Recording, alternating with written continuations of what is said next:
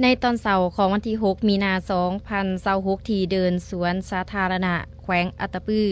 ได้จัดพิธีเฉลิมฉลองวันแม่หญิงสากลที่ 8 มีนาคมหอบ116 ปี แต่วันที่ 8 มีนาปี1945วันที่ 8 มีนา 2026อย่างสมเกียรติ และเต็มไปด้วยบรรยากาศฟุดฟื้นโดยการให้เกียรติเข้าร่วมของทานนางมินาพรไสสุมพูห้องเลขาพรรคแขวงอัตตปือมีฐานนางจันเพ็ญจันทมาศกรรมการพรรคแขวงประธานสาพันธ์แม่หญิงแขวงอัตตปือพร้อมด้วยการนำภาคส่วนต่างๆและเอ่ยน้องแม่หญิงทั่วแขวงเข้าร่วมอย่างพร้อมเพรียง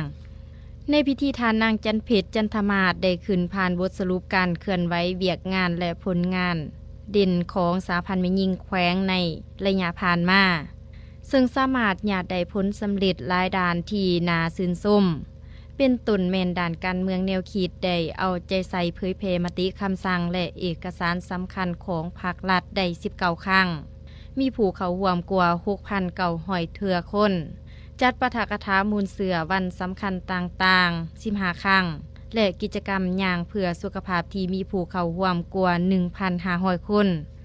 ด้านการจัดตั้งสำเร็จการเปิดกองประชุมใหญ่ผู้แทนแม่หญิงทั่วแขวงครั้งที่เก่าในทุกขันห้อยส่วนห้อยและขยายสมาชิกใหม่ได้176 คน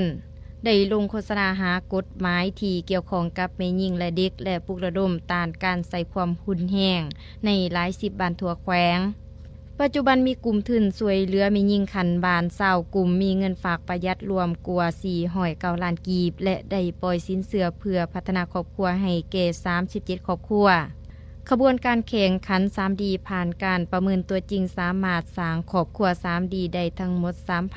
3,601 ครอบครัวในโอกาสอันสง่าราศีทานนางมินาพรไสสุมพูได้ขึ้นกล่าวศูนย์ทรพจน์โดยได้ยกให้เห็นถึงประวัติความเป็นมาและความหมายความสำคัญของวันแม่หญิงสากลพร้อมทั้งยองยอสมเสยบทบาทของแม่หญิงแขวงอัตตปือที่ได้ประกอบส่วนอย่างต่างหน้าเข้าในการพัฒนาเศรษฐกิจสังคมของแขวงนอกจากสำเร็จพิธีการภายในงานยังได้มีกิจกรรมสังขบวนการที่เบิกบานมวลซืนเป็นต้นแมนการเต้นแอโรบิกเพื่อสุขภาพและการแสดงเต้น4จังหวะลาวลีลาดจากสมาชิกแม่หญิงที่เข้าร่วมในการย่างเป็นขบวนฟุดฟื้น